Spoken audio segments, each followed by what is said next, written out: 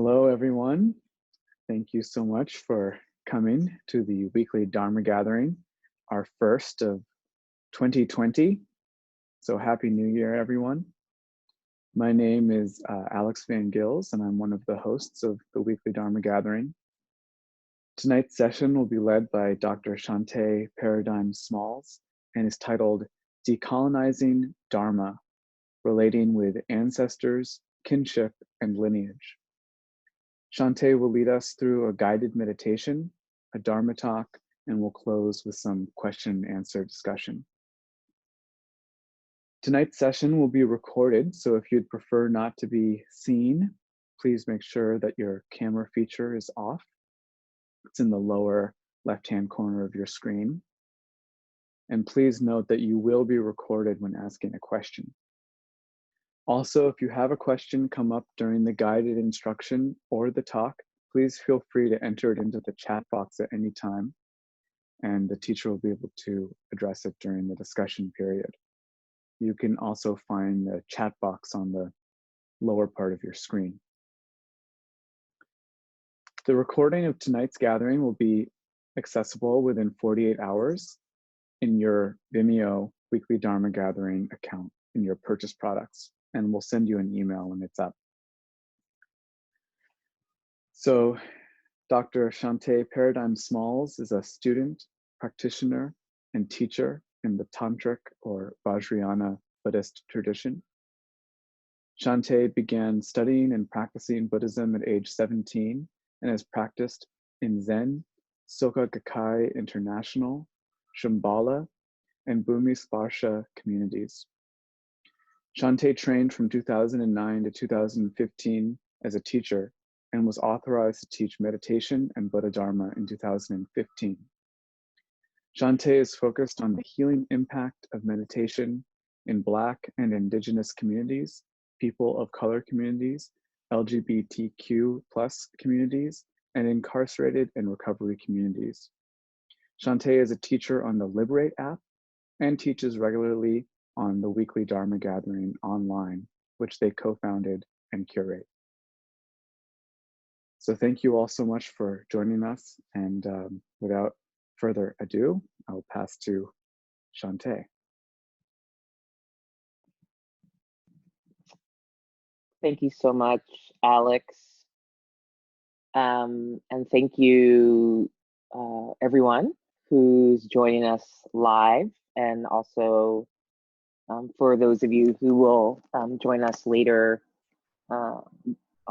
watching a recorded version of this weekly Dharma gathering. So I'm really happy to be back on the gathering, teaching, and really grateful to see this new Gregorian calendar new year of 2020.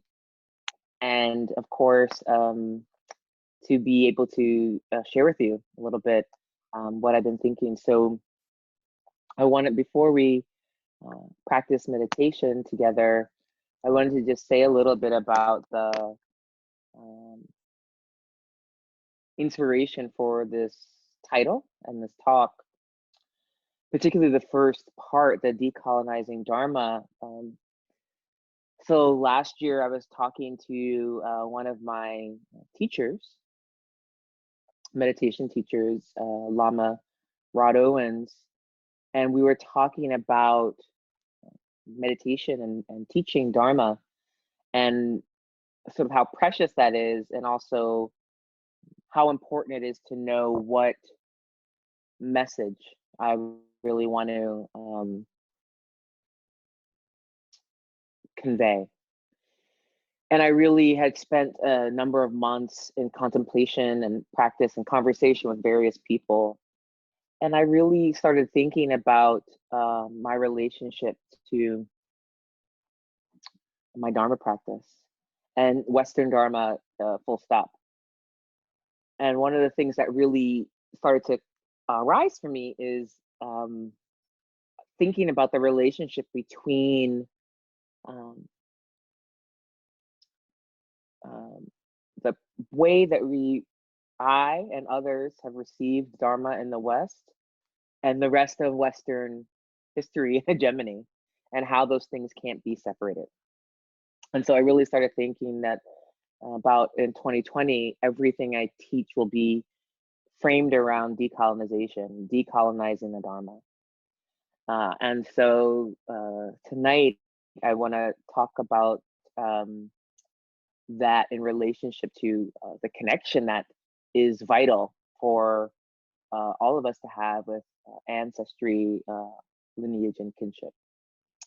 So I just wanted to say a little something about that. And then I also wanted to just honor the land that I'm on. Today, I happen to be on the Lenape and Canarsie territory in Brooklyn, New York.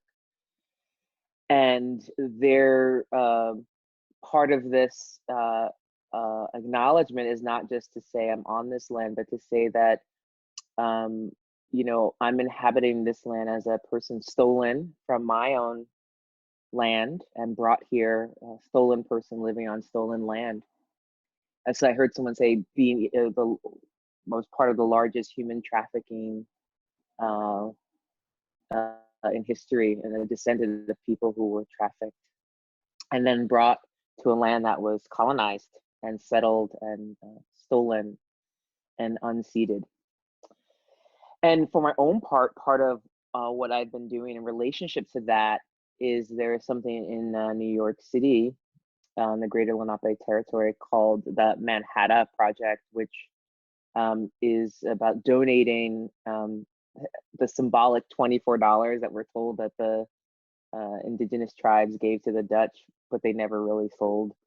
And so I'm a part of that project. I donate to the American Indian Community House monthly in order to like pay rent to the people who whose land this is. So that's a small act of decolonization. So I invite you to take a position that is comfortable for you in terms of meditation. So that could be sitting, that could be standing, or that could be laying down. So traditionally, there are four, in Buddhism, there are four traditional postures: sitting, standing, laying down, and walking. And I would invite you to find a position that works for you. Sometimes when we're invited to meditate, we actually get really stiff or feel like we have to get into a certain posture, but really find what's comfortable for you. Comfortable in the sense that you can be both relaxed and alert. So however that manifests itself for you, please, please take a position that's relaxed, comfortable, and alert.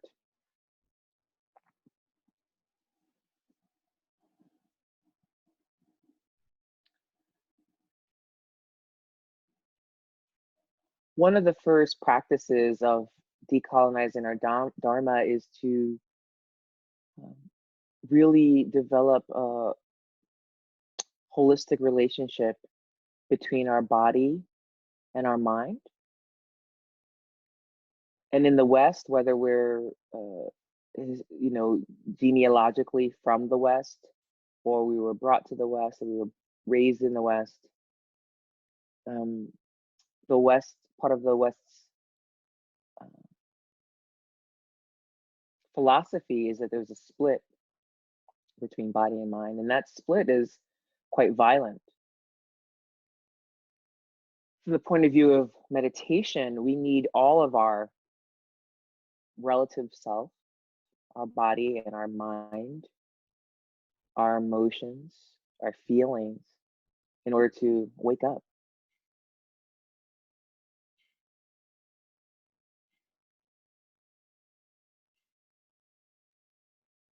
So I ask that we just come into a relationship of feeling into our bodies, Feeling where we feel relaxed, where we feel tight, tense, or pain,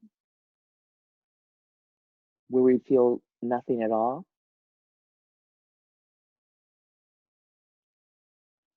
Noticing what places in our body are familiar go-to places for me. I usually almost always check in with my feet and my back, lower back, hips, and belly. So, relaxing our jaw and our ears, relaxing our shoulders, relaxing the back of our knees and the back of our shins,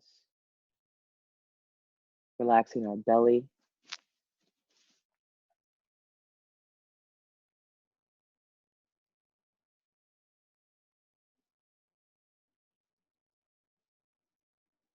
And really coming into our bodies. Maybe we've been out at work or doing something and we want to come into our bodies. We want our mind and our body to occupy the same space and the same time.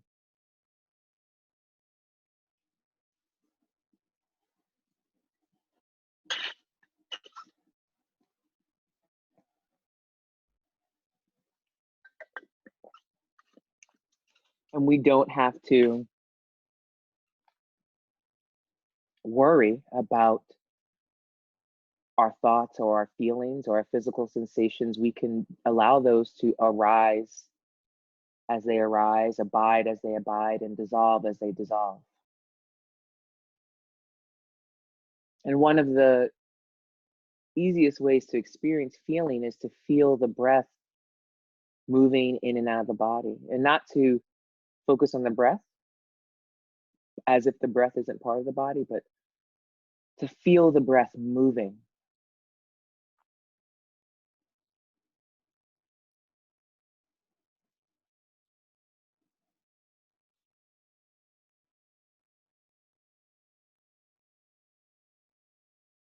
And to let the breath soften us, soften our rigidity, soften our fear, soften our plans,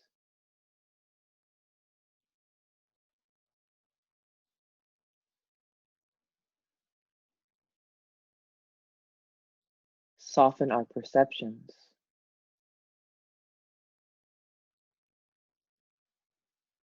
Soften us into this moment.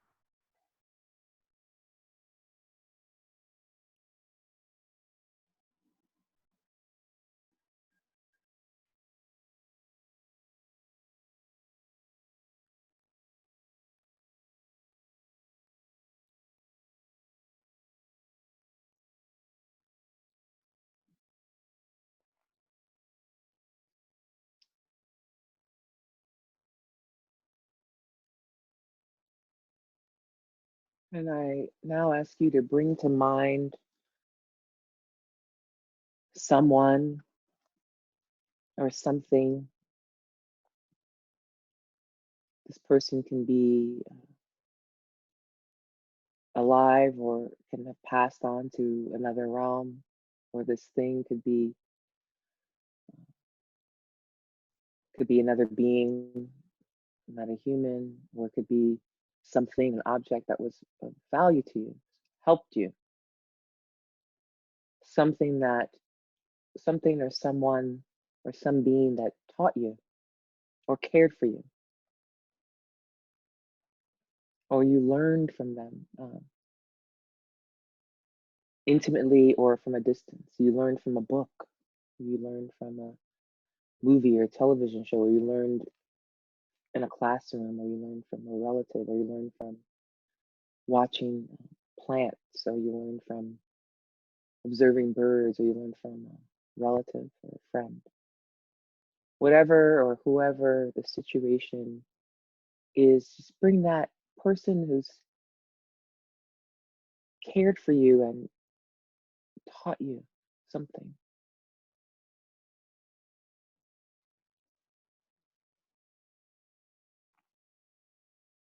valuable and important.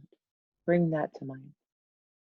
And multiple things may come up, but just let your mind settle on one for now.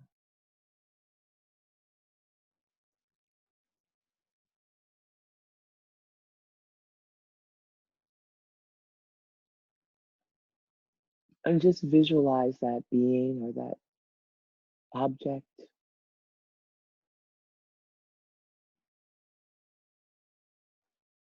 with you, and that it's, if it was a fraught relationship, all the fraughtness has melted away, and it's just the kind of pure connection, unfettered, and without misunderstanding and misperception. A connection at the heart level, at the level of feeling.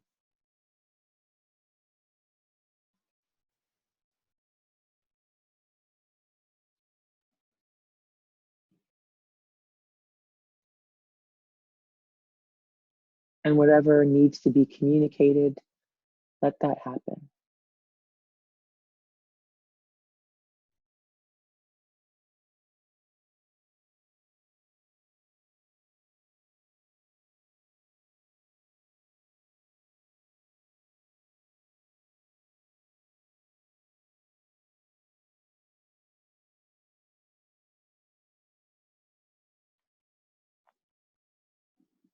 And you can just let that visualization of that being or that object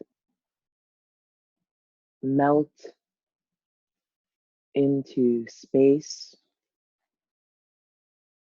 and let that space melt into your own heart, and so that you're reminded that that being or that memory, that object arose from your heart and dissolves back into space in your heart.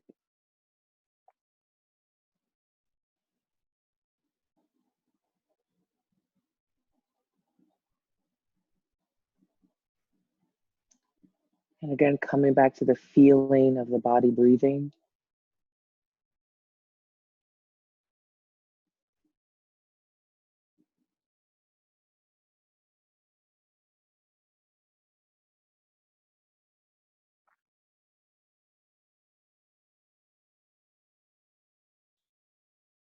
Allowing yourself to come back into the room, into this time and place where you are right now.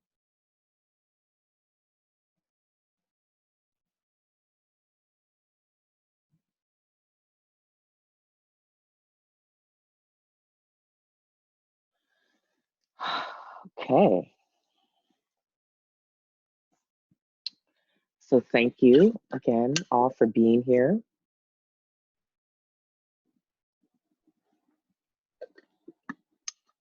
And for joining us on weekly Dharma gathering.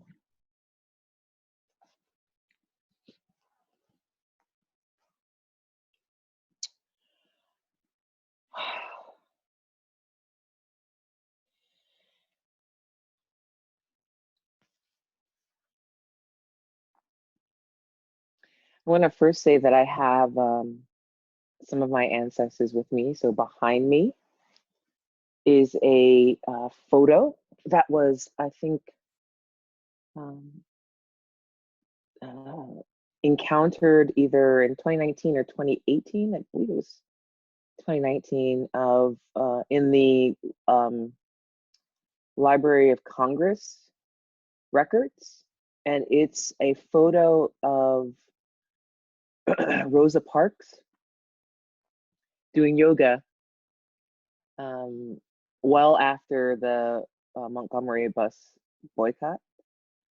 I believe she was in her 50s in this particular picture in a church basement demonstrating yoga. She was a yoga practitioner, which until this person came upon this photo was not publicly known up until last year. And so I printed out this photo and put it on my wall in my Brooklyn apartment to kind of remind myself of a couple of things. One, just, what is known about Black women's lives is often very little. And so that Miss Parks was this incredible yoga practitioner in the 50s or 60s, was amazing. And that she is someone who many people who know about US history know about her as someone who was decided. There were a couple of women involved, and she was one of them in these various boycotts in the American US, the US South East in Alabama, but the boycotts were around sitting in seats that were reserved for white folks. The front of the bus, the back of the bus was reserved for Black people. Public accommodations, public buses. But this was not, she refused to get up and she got arrested, and we sort of know that, but that was not her whole life. Her life was so full, and here's just one piece of it that now I know. Other people knew who knew her, but publicly having a public record of the kind of practices and health and well-being and connections that don't make it into the history books. So she is someone in this particular, like she's on her knees. This particular pose is just a reminder of the power of Black women from the South and the practice. And so for me, it's a real, also it's a reminder to practice body practices, mind body practices. And then on a table in front of me, I'm not going to turn the laptop around. I have two candles burning. One is of the Bodhisattva Harriet Tubman, who really for the last couple of years has been on my mind. And I also have a photo of her printed out on my ancestor shrine. And I've really been thinking about Harriet Tubman's life and legacy, and how she was able to achieve so much during a time when Black people and Black women were violently devalued and harmed and killed and trafficked and raped and imprisoned. And she was able to, through her connection with her ancestors and her spiritual connection, determine that she was supposed to be free and that other people were supposed to be free. So I call her Bodhisattva, a compassionate being, a great compassionate being, because she did not stop at self-liberation. In fact, we know Harriet Tubman because she liberated so many other people, sometimes at gunpoint. She said, you're going to be free. You can't turn back, because if you turn back, all of us will be captured. So she came back from freedom, from free land to, she went back to the charnel ground to free other folks. And last month I took a herbalist webinar, which was called the Plants of Black Freedom. And the person leading it talked about the plants that different Black freedom movements used, Haitian Revolution, Harriet Tubman, and other. She talked about the traditional ways that Black women braided seeds and rice into their hair when they were being prepped to be trafficked from various African countries to the various New World countries. And one of the things she was talking about with Harriet Tubman and plants was that the plants that Tubman would use to put babies to sleep and children so that they wouldn't cry and get caught. So she's someone I think of. She was a general in the Union Army. She was someone who had a disability. She was without the fear, whatever fear she had did not stop her from doing great things and being a liberator of people. And then the other candle is of James Baldwin, one of the greatest writers of the 20th century, and certainly one of the most prolific, one of the greatest writers in English, but also really, I think, one of the greatest writers of the 20th century and thinkers. And I think about Baldwin a lot and his boldness. And it's interesting to have these two people together because he fled the U.S. Sort of very early in his career and moved to France. And he felt that he couldn't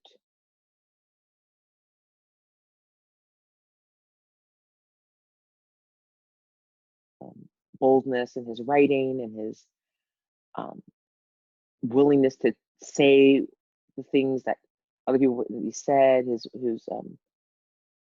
willingness to go on television and have arguments with William F. Buckley, and conversations and relationships he had with people like Lorraine Hansberry and Richard Wright and Audre Lorde. And he's a real inspiration for me in terms of writing and the community of writers and artists.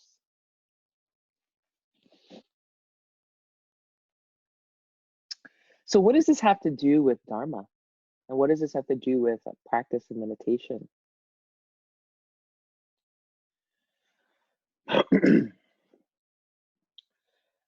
Well, one of the things I would say is that it's very interesting. A lot of times when you'll hear people talking about how Dharma came to be, or how Buddhism came to be kind of a more codified practice, there's a lot of emphasis on the oral tradition, particularly in the Tibetan or the Tantric rather tradition. But even in the early Buddhism, before people began to write down, before Ananda began to write down the words of the Buddha, the sutras, there was a lot of emphasis, and there is a lot of emphasis on teacher to student, and teachers teaching villages and communities. And there's this aspect of a kind of lineage tree or a connection through personal connection, and a connection through a network of teachers and students and practitioners. And interestingly enough, that's not really a practice in the United States. Now, a lot of people now are really getting into the DNA stuff, which, don't do it because the government can get your DNA, but whatever. Or people are like, oh, I want to trace my, my genealogy. Or they'll say, they can recite sort of who their teacher is, or their root guru, and who that teacher is. But this practice is also our personal practice. It's not just when we're talking about Dharma, but what's our network of connection? Not just people we're related to, but people we're related to, by blood or marriage, but people we're related to by affinity, proximity, love, friendship, community, politics, studying, hobbies. Who are our kin? Who are our ancestors, and what is our lineage? Because these practices are, the depth of them comes from the continuity of practitioners, an unbroken chain of practitioners, but also this very, that's the very meaning of Tantra, actually, is fabric or continuity, connection. And if we don't have connections, and that doesn't mean just connections we like. Sometimes we find out our ancestors were abusers, or enslaved people, or burned people at the stake, or were rapists, or were Nazis, or were on the wrong side of a war, were the oppressors.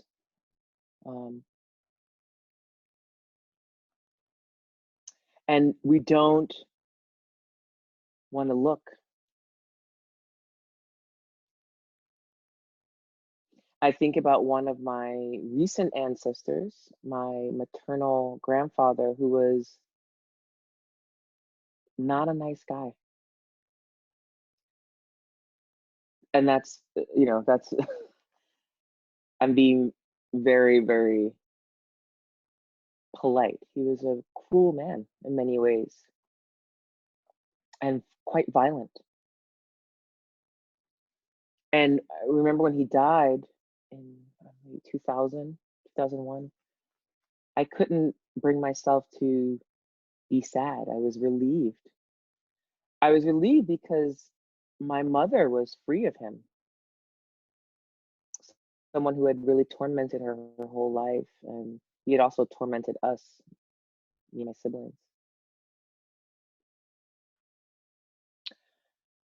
At the same time, there are many things that I got from him.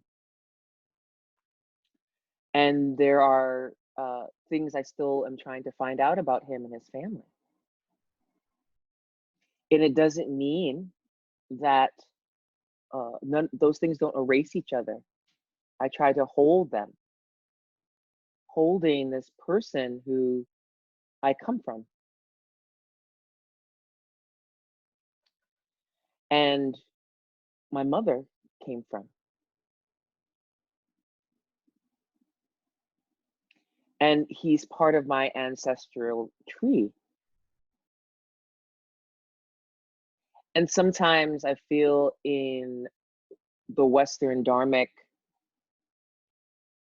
traditions, the various traditions, one of the things I've noticed in myself and other practitioners is Buddhism, meditation, is used often as an escape from unpleasant realities, as a thing we turn to as an alternative to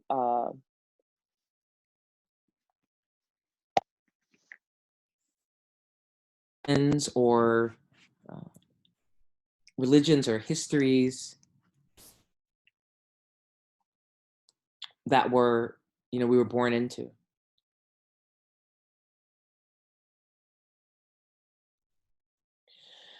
But Buddhism and meditation are really tools or contexts for relating with whatever is in our past, our present, and our future. And relating not with forced cheer or with cynicism or with sort of fatalism, but we're relating with whatever kind of capacity we have. and that our ancestors, we are also ancestors. We're training to be someone's ancestors. Someone is going to look back and know our names and say that we were important and valuable to them, and that what we do and what we did helped them. And we are those people right now for someone. But none of our ancestry, none of our lineage, and none of our kinship is without these very yucky, murky human conditions. And some of them are the karma of them are so overwhelming. We're seeing it ripen now in our world. A whole continent is on fire. You know, a colonized place. I'm not saying those things are causal, but I'm just putting them in the same context. And even recently, the Aboriginal folks there said how the sky looked, the burning sky with the sun setting reflected their flag, and they took that as a really important sign. What is the karma, and how do we really decolonize the Dharma that's come to the United States, to Canada, to Mexico, to the Caribbean, to Latin America? How do we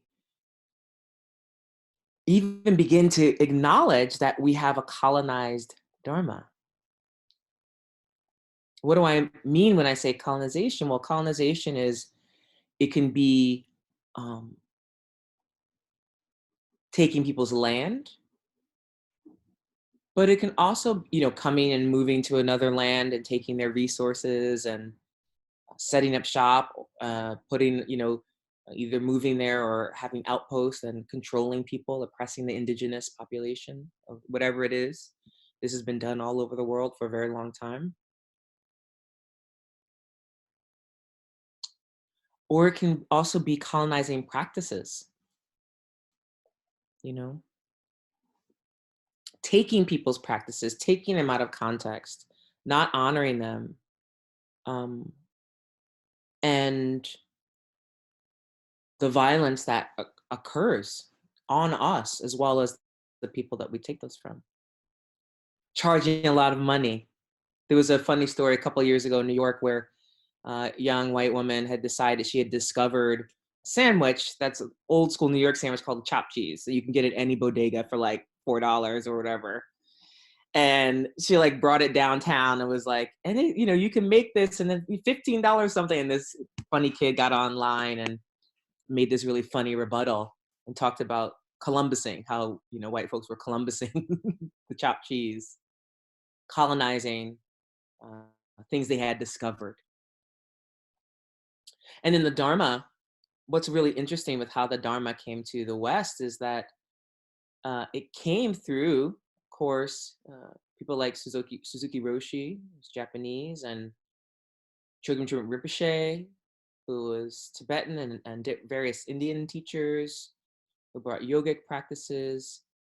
Yet the communities that they settled in and connected with were overwhelmingly white and middle class.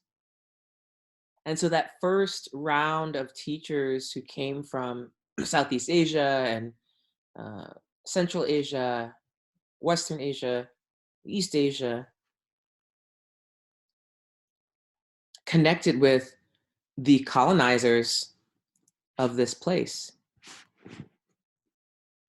And the Dharma, even though those individuals were great, perhaps, the Dharma came to the West mixed with colonizing practices, mixed with many people who weren't connected to their own ancestry, who weren't connected to their lands, and were either forced or decided to change their names to assimilate into whiteness. So that doesn't escape. That very material is the foundation of Western Dharma.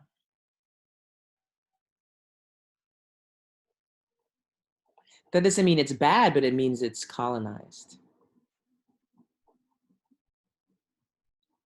It's translated through white hegemony. And in the last 25 years, there's been a slow and persistent movement of Indigenous, Black, Latinx, Asian, mixed race,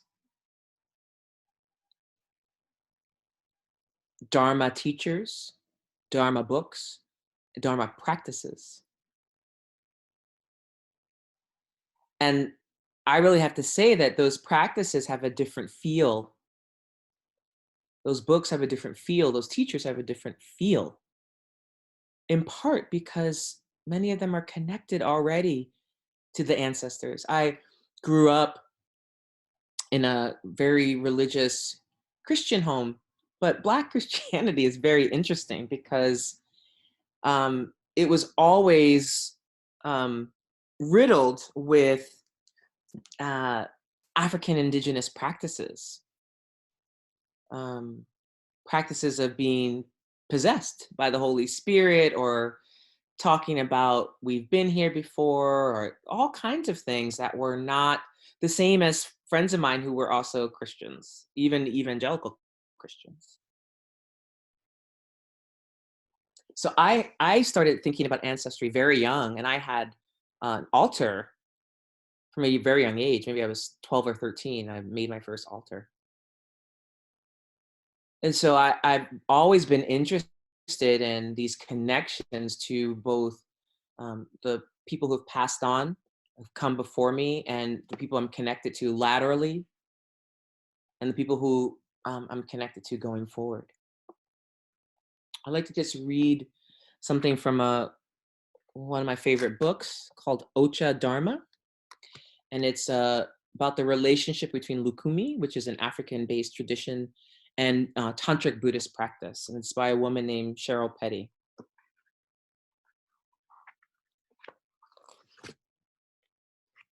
So here she's talking about different practices related to shamanism, sutra, tantra, and dzogchen. But she quotes this really great quote I'd like to read. Only when you allow religion to be more than a book of rules or a means to get power can you internalize the fundamental truth about creation, that our world overflows with the sacred. The quality of our personal spiritual paths is reflected not in how well we perform certain practices, but in our ability to grapple with such difficult questions as, am I living an authentic life? Do I really love myself? Am I compassionate enough, humble enough? How am I treating people, especially those with less power or position than me? Am I paying attention? Where do I need to grow, to listen, and to understand? And that's by a quote by Toby Correll, who's a Lukumi priest. And part of this, when I wanted to read that, is because this also be applied to connecting to those beings that inspire me, connecting to beings that empower me, talking to them throughout the day, calling on them. In the tradition I was trained in most deeply, in the Shambhala tradition, we talk about Drala, higher beings, or literally above the enemy. And Drala is not just the name of my dog or something we say that one says metaphorically. Drala is invoking the beings of an area, or the Drala of your own lineage. The Drala of my lineage is there are a lot of singers and artists and musicians in my lineage. There are a lot of scammers in my lineage. There are a lot of preachers. in my lineage. There are a lot of survivors of devastating abuse and horror. There are a lot of prophetic people in my family lineage. There are a lot of people with alcoholism and drug addiction in my lineage. You know, so it's that the drala of my lineage is all of that. Um, there are a lot of warriors. And my kin is also an interesting thing, because kinship is not just who I'm related to, or sort of citational relationship of, you know, I'm an academic, so, but the lineage of academics I come from. But kinship is really about the connections I make, the communities I'm a part of. I came home to Brooklyn over the winter break. I'm living in Atlanta for a few months on a fellowship for work. And I came on Christmas, flew back on Christmas to Brooklyn. I got to stay in my apartment, which I hadn't been in for like 4 months. And I saw a couple of my neighbors who lived down the hall. And one of them said to me, I've missed you. It's not the same without you on the hall.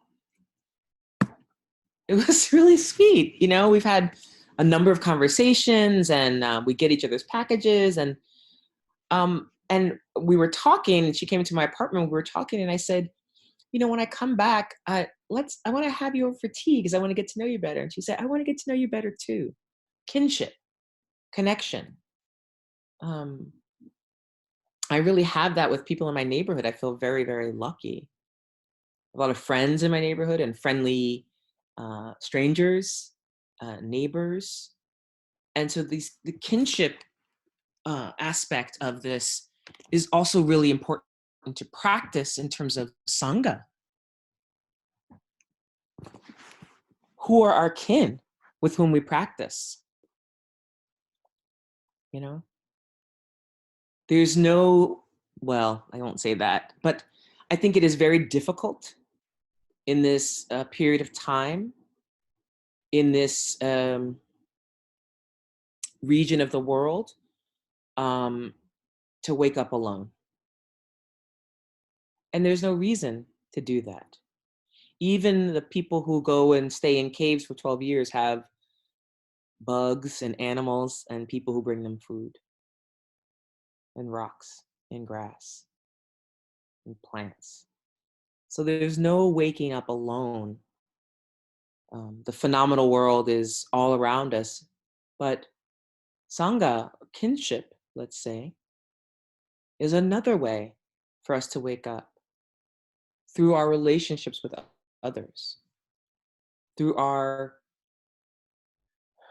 conflicts, through our connections, through our conversations, through our laughter, through our tears, through our confusion.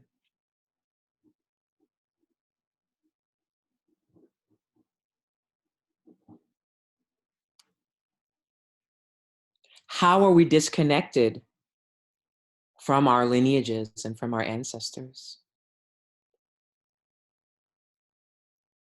How can we bring those into our practice? So for instance, for me, I found over the last few years that I really like to sing gospel music before I meditate. So, you know, as well as having an ancestor shrine, I have a practice shrine, I have a tantric shrine, and then right below that I have an ancestor shrine, and I have a shrine that's for protectors. And then I have a sort of a three-sided shrine. Then I have a Buddhist wall shrine. But I found that one way to bring my ancestors into my practice is to play gospel music or sing gospel music before I practice. And I feel connected to both named and unnamed ancestors. I feel their power. I feel their hopes and dreams for me. And I feel more clarity having a bigger team, you know? So I'd like to just quickly read through a little practice that a friend of mine, a gentleman named Justin Miles, wrote. He wrote this beautiful sadhana, or uh, accomplishment practice, called the sadhana of awakened melanin. And the whole practice is a little long, so I won't read that, but there's a portion that is called libation in celebration of the universal lineage of warriorship. And so libations, for those of you who don't know, in tantric practice, we use a lot of smoke and fire. In a lot of African-based religious traditions, or African traditional traditions, use water. I mean, use all the elements, obviously, but pouring libations is a big part. So I'm not going to do all the gonging and then all that and the pouring of libations, but I just want to read the practice, which has to do with calling, setting up to call on ancestors.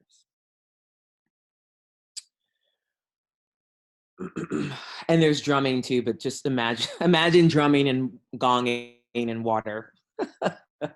When the confidence which is primordially free was followed and delighted in, countless multitudes of warriors arose in remembrance and celebration of the human manifestations of basic goodness, both here on this land and throughout the world. We pour libations to those ancestors who, through their fearlessness and gentleness, helped to liberate all sentient beings from ignorance and suffering, so that enlightened society could manifest in the 10 directions. Through the power of your blessings, may we manifest wisdom, compassion, and discipline, so that we may follow your example in all spheres of life, awakening all whom we encounter through skillful means, a noble heart of compassion and authentic presence. Father and mother lineages, recognize us, your children, as the dawn of the great African sun, invoking your energy. We take the form of those who have gone before and raised the banner of enlightened society. In the name of the unbroken universal lineage of warriorship, we pour in remembrance to those ancestors, foremothers, and forefathers in all our homelands, originators of the races and cultures of basic goodness, and we all say Ashe. We pour in remembrance of those ancestors destroyed in atrocities, wars, enslavement, oppression, and so on. May their bloodshed never be forgotten, and we all say Ashe.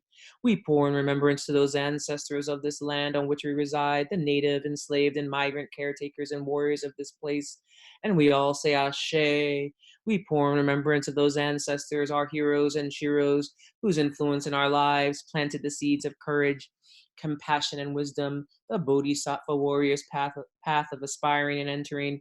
Oh, noble ones, we call out your names to honor your accomplishments, that we may continue your legacy of sanity and vision for all sentient beings, calling out the name of your ancestor or anyone who's had a profound impact in your life, in complete remembrance of the warriors throughout time and space of our own lineage and others who embody the principles of awakened heart, fearlessness, the transcendent actions, and so on, named and unnamed, born and yet to be born. We pour 3 times the unbroken universal lineage of warriorship in the past, present, and future. Ashe, Ashe, Ashe.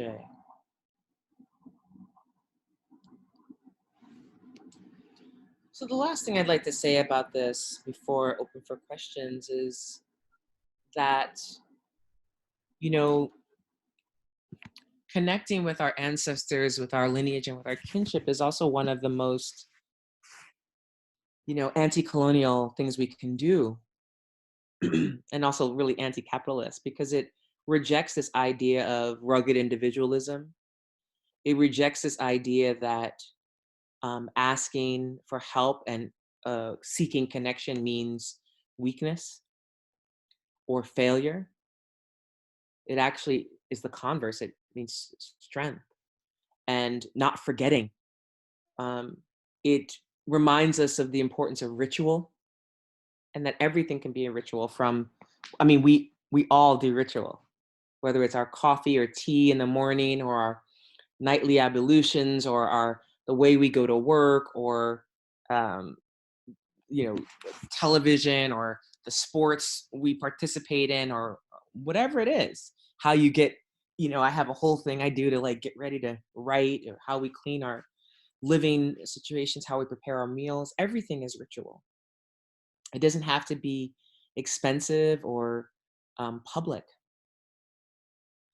But particularly in this time in the world where there's always war looming, and the United States has only not been at war 16 years of its total history. So that's terrifying. And, with, again, a continent burning, and people also rising up and saying enough in many parts of the world, as many dictators and fascists try to oppress folks. Colonized people are saying, throwing off the shackles of colonization. And we're also talking here, meditation is a process of decolonizing our minds. Decolonizing our minds from habitual patterns. Decolonizing our minds from karma. Decolonizing our minds from unearned privilege, from inherited things. Decolonizing our minds from ignorance, passion, and aggression. So it's a great process for decolonizing the habitual mind, the mind of rigidity, the fixed mind, the mind of I've got this, the mind of right, wrong, right? That's one way to think about meditation practice, is that it's a process of decolonizing our entire system that has been, we've been led astray from our fundamental wakefulness. And it's a process of remembering that fundamental wakefulness. And there's also things that we can do in the world to decolonize our situation. If we practice at a practice center, what do those look like? Who comes to those centers? What are the price tags? What's the accessibility like? What's the language that we use? And I mean that both in terms of, do we speak plainly? And also, are there languages offered besides the colonizer's tongue? Is it inviting space?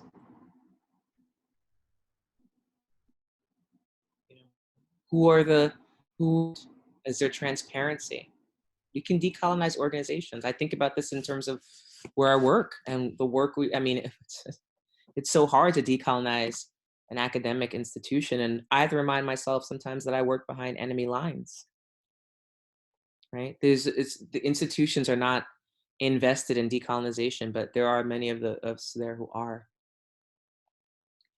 And that's the same with any community, Are we involved in communities of that are open and welcoming, or are they communities that are, well, this is how we've always done it, And I'm involved in a couple of communities, and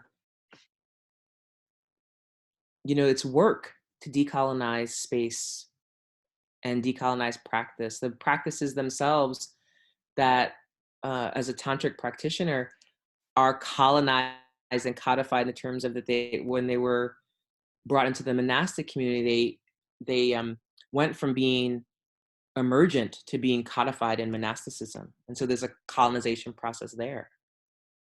It's not just when they came west. And I feel that this is important because I feel like to really experience the Dharma, we cannot be afraid to connect to our ancestors, to our lineage, to our kinship, and to push back against processes that obscure wakefulness. So if the forms aren't useful, if the forms become traps, then even as I start off when we first start sitting, even sometimes when we go to sit, it's not fresh, right? It's I gotta sit, you know, in this particular way, instead of really focusing on being relaxed and comfortable and alert. Those three things together. Okay, friends. So I think that's all I have to say for tonight. And so if there are any questions, I'd um, love to dialogue with you. Thank you.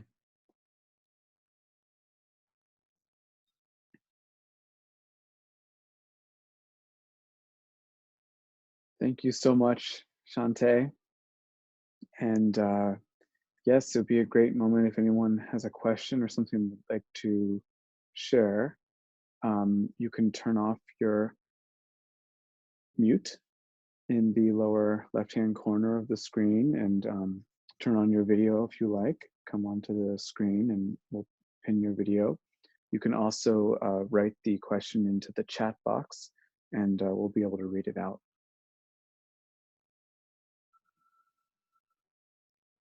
Hi, Shanté. Thank you so much. I took so many notes here. Very excited to learn about Rosa Parks and the fact that she did yoga. That was amazing. My question is, I wonder if you can just speak a little bit more about decolonizing spaces, organizations. Right now, I'm heavily involved with an organization that needs some change. And I am kind of in a place where I'm trying to figure out how much I contribute to the changes the organization needs, Yes. and kind of balancing that with not burning myself out in the process. Yes. Well, thank you, Sheena, for your question and for being here tonight. I mean, I do think that the first thing is my experience has been, when it comes to organizational change, that is only possible with a team of people who are committed to doing that over time. So don't try to do it yourself. And I think finding, I don't want to say like-minded people, but finding people who also see that there needs to be change, see the harm or the ways the organization is blocking certain things and want to change it. And then, you know, coming together to begin to plan. And that takes time. You also have some people who are like really the logistics people. You have some people who are like the vision people. You have some people who know how to really like put together protests, or, you know, people who really are good at talking to upper management. And you need all those kinds of people. One of the things there are a couple of things to say about that. One of the things, for instance, in my job, there is about a group of us, a couple of groups, but there's a group of faculty of color, about 75 of us across. One of the things we saw was that we were really siloed, not only by department, but by college. So people in the ed school didn't know what people in the business school were doing, didn't know what people in pharmacy or the College of Arts and Science or the law school were doing. And we really started making connections first. They started off really first individual connections. And really, honestly, it was me and my colleague started making connections when we were hired, now going on 6 years for me and 7 for him, with people in religion. And then from there, we started making connections in different departments. And now 6, 7 years later, we have this group where we've run people for faculty senate, for the unions. We help people get through tenure process, help people with negotiating different things, help people, beginning to talk with the union. And so this has been a really slow, it's starting to bear fruit. One of the things I realized for myself is that I could not take on, I didn't have the energy, nor would I be most useful taking on the entire university in terms of the change that need to happen. But what I could do is work in a very specific part of my department. And that's what I've really focused on, and then working with this larger group. The other thing with organizations is, if your organization has a mission statement, really looking at the mission statement and seeing what in that mission statement can be turned to your usefulness. And if there isn't a mission statement, it might be really interesting to try to come up with community agreements or community agreements. It's something that I really do when I teach in person, and even with my students when I'm teaching a class. In terms of academia, we come up with some agreements of how we're gonna like treat each other. And because these communities everyone doesn't share the same values. And so we need to figure out what can we kind of share and actualize that's our core values as a community or as an organization. But I think really finding co-conspirators is really valuable, and making a plan, a short-term plan, a medium-term plan, and a long-term plan. It's really important for organizational or system or network change. It can't just be ad hoc. It has to be braided into the system. It has to be put in the, like I was talking about tantra and continuity. It has to become part of the continuity of the system. It has to like go through some cycles so that it can cycle up and scale up. And it has to be, people have to buy into it. So that does take some time and planning, but that also prevents burnout. So those are some of the things I would offer. Thank you so much. Welcome. Good luck.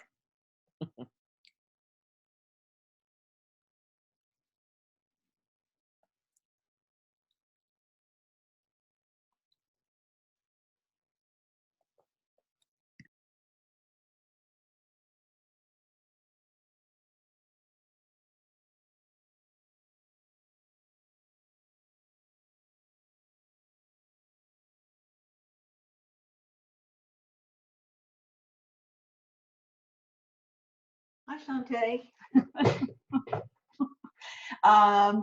My question has to do with, you talked a bit about your grandfather and the challenging individual that he was. Yes. In this idea of, you know, working with ancestors. I know that half of my ancestors were slaveholders, for instance, and I'm really having this hard time of being like, oh, how do I honor that? How do I work with that? I mean, I know, and like you were saying, many people have, well, similarly worse or worse. But honestly, everybody has their shades of darkness and light. So I guess there's always that kind of pragmatic. But could you speak a little bit more to working with that kind of thing? Yeah, no, thank you. I think it's important, for me at least, to not sugarcoat I mean, my grandfather was, I think, as close as a human gets to a monster. Not because he was a bad person, but because he was twisted by a lot of different things. For instance, I found out many years later, my grandmother told me that he wanted to be a performer, and he had moved. They had met. He was a kind of a creep. Like they met in Maryland, where both my grandparents were from, and I think he thought she was young. Anyway, he was like a kind of a creeper. So like they moved to New York at some point. They were living in Maryland and then Jersey, and then they moved to New York because he wanted to be a performer, and he didn't make it. And my grandmother has never said as much, but I know he abused my grandmother and my mom. As a matter of fact, I had this memory of when we go to their house in New Jersey, in rural New Jersey, and I always thought it was like really cool. He had a gun. He had a shotgun by his side of the bed, and I thought that was like, for protection, and he was a really big macho guy. And then years later, I learned that was the same gun that he used to chase my grandmother off of their property, and she had to like run 50 miles with no shoes on. So it was a tool of abuse. So how do it's not that I'm like, he's great, but I recognize I'm related to him and I come from him. And what does it feel like to come from a person who I knew, and he like, he was really violent and controlling and terribly frustrated by his position in the world, that as a Black man, he was the abuse he suffered from white people. And he used that as an excuse to harm his family. So it's not that I say that's okay and everyone has good and bad. It's that I really feel, and which I've done this work with him. That's why I use him as an example. I really feel what it feels like to have that person as an ancestor, as my mother's father, as my grandmother's husband, and as my grandfather, as someone whose blood runs through my veins. It in part, if I know that, epigenetics is sort of not as cool as it was a couple years ago, but, his epigenetic trauma and the trauma he inflicted is in me.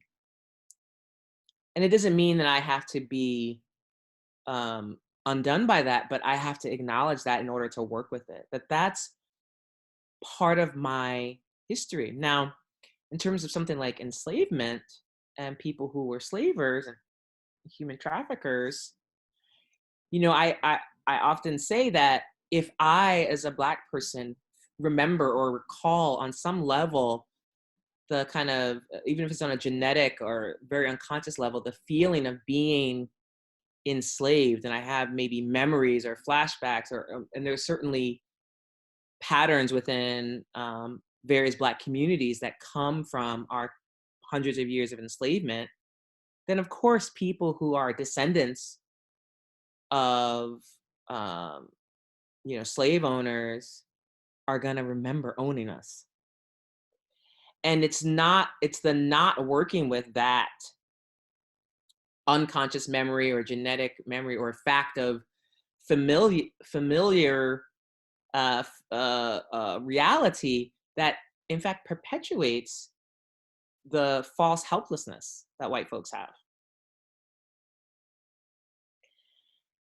To be able to acknowledge the violence that we come from and that has positioned us in the world is very important. There was a project many years ago when I was a young person in my 20s where I think it was like a whole bunch of like rich white kids from, I forgot what it was called. It started with an R, but it was a whole bunch of Northern kids who were beneficiaries of, the North made much more money than the South from slavery because of things like insurance, logistics, boats, textiles, banks. And there were a bunch of these kids from sort of the Rhode Island and Boston area who realized that their family was like Aetna. Aetna made all their money from insuring like slave ships and things like that, insuring bodies. And they really started this whole reparations project, looking at their family, doing their work on their personal feelings, but also then doing work on like, how do I get my family to this family money to repay what was stolen. So we have to face our demons. I mean, if you want, there are practices that are directly related to dealing with your demons. Should practice, right? You could explore that as a way, as a practice-based way of working with these demons or these unsettled energies, these violent energies. But we have to, it's not like, yes, my slave owning ancestors have basic goodness. Okay, yeah, right. And that's in you. And how do we work with that? That's actually painful. Yeah, one thing that's just coming to me is that I am trying to go and separate myself from my ancestors. I think that's part of what's happening here. And I need to go and say, actually, I need to own that. Instead of being like, somehow, I'm the good one. That's right. I own the complicated past. Own complicated past, because guess what? The people who were owned have to own the complicated past. Can't say that's not true. And so I think that sometimes when we are, all of us have some kind of social privilege, right? And I think sometimes the social privilege of whiteness, what happens is there's a coddling process, because you've been shielded from many horrors. And what happens when you have to look into the abyss? You know, the abyss look.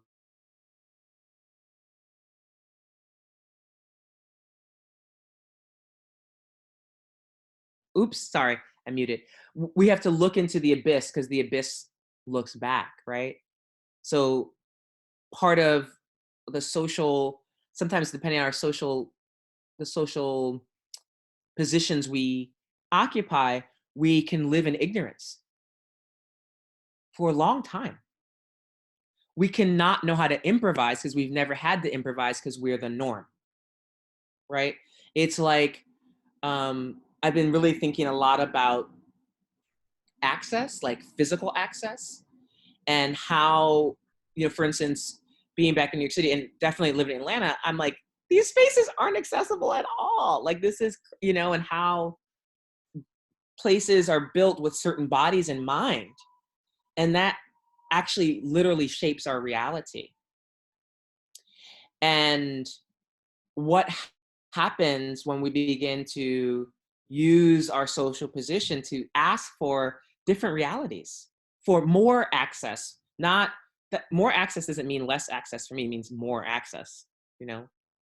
So part of this work is, you know, the past is never the past, right? You know, so it's alive in us. And so how then it's up to us to heal some of these violences, not all of them, we can't do all the work, but to try to heal some of these things. We can do that.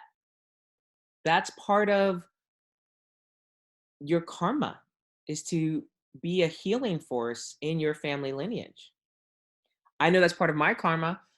My older brother and I talk about that all the time. The way that he parents is like, where did you learn that? Because our parents didn't parent like that, and their parents didn't parent them like that.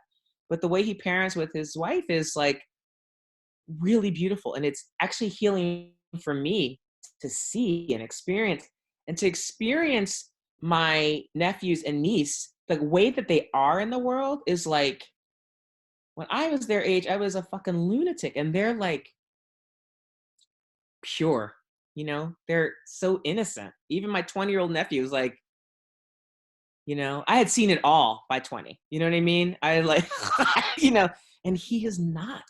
And it's really, really,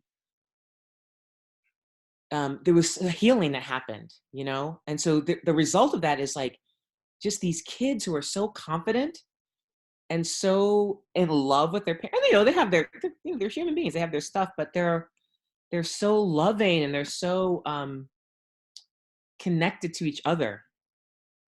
And so I think we have to be fearless, you know, as we're at the end of the world, you know, like we have to be fearless, because your family is ended other people's worlds, you know? So we have to be fearless. And it's like, I think about Harriet Tubman, and sometimes I'm like, oh, I can't do that, or I can't say that. And then I think about Harriet Tubman. I think about just this fact that she rescued people and they escaped at night in the South. Now, there were no lights, and there was crocodiles and mosquitoes and, you know, wolves and coyotes. And just navigating space in Mississippi to the north at night with just the North Star. I think about that a lot when I'm like, I can't send that email, you know, like, that's too vulnerable. I think about the level of bravery. And so it's a process, right? Of you don't have to do this work alone. There are people who do this work, right? Looking at their family history in terms of things like, you know, indigenous sovereignty and you know, being from a slave owning family. So that's out there. Those resources are out there. Don't be afraid to look at the past, because it can free you. It can free you. It doesn't mean we have to go to nicey. My grandfather was a dick. You know what I mean? Doesn't mean he didn't have basic goodness, but he was cruel. He was a cruel person. And at the same time, that I come from that cruelty. And he wasn't always cruel, you know, but I come from that person. And so what's my relationship to that, you know, that person? Thank you. Thank you.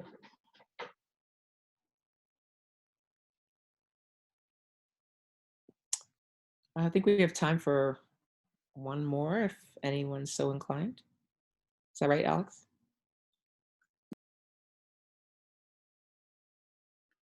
Certainly, yes. If there's another question, please feel free to unmute yourself.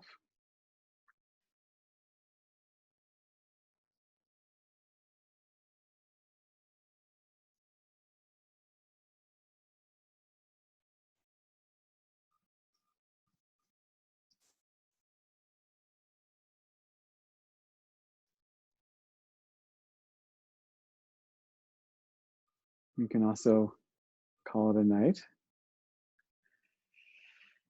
So thank you so much, Shanté, and thank you everyone for joining us for tonight's weekly Dharma gathering. Please join us next week on Wednesday, January 15th with Rashid Hughes. He'll be giving a talk entitled Just Be Ordinary, and you'll be able to find more information on our website, which is weeklydharmagathering.com.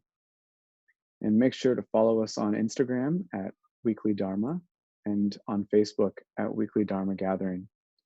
So once more, thank you everyone for joining and engaging, and thank you, Shanté, for your teaching tonight. Thank you, everyone.